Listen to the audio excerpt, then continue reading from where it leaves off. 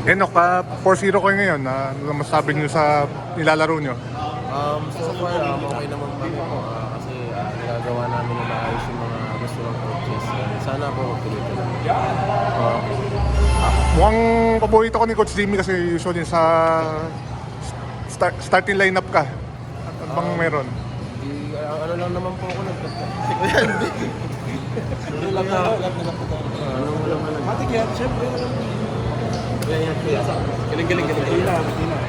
Ayan. Ano lang po kasi ako, sipag lang. Lahat Huwag ka balitan dyan. lahat po kami bibigyan ng chance.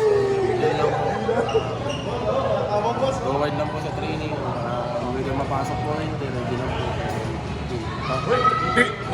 Tingin mo anong nakita sa'yo ni Coach Jimmy? Kaya... Siguro po sa sipag lang po. Yun lang naman po yung number one po. Sipag lang po ako. Hindi po ako nakakalaro last conference. Extra lang po ako. Ginaguide po ako ng mga veterans namin, like si Kuya Rasi, and sila. Lahat po ng veterano namin. Minomotivate nila ako sa training. Medyo nagulat ka rin ba sa playing time na binibigay ko siya kasi sabi naman natin last conference hindi masyadong ganun. Pero ngayon, hindi mo talagang take advantage ng playing time. Medyo nagulat ka rin ba sa playing time? Ano rin po, medyo masaya kasi kahit pa paano nakakatakbo na rin. Sana, yun lang sa team lang naman po ako, focus po ako sa team, nakakatulong lang. Kahit konting bagay lang, defense lang, masaya na po ako doon. Sa isang game kasi na 10 rebounds ka eh.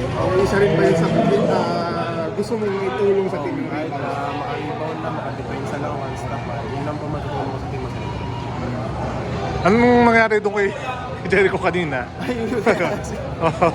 Natumba kami pareha kasi hinila niya yung kamay ko, so nagmireto sa leeg niya.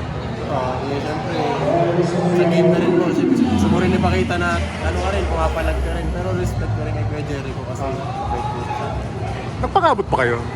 sa Di ba nag-enlex si Jericho? Ay, hindi na. Hindi na, wala na.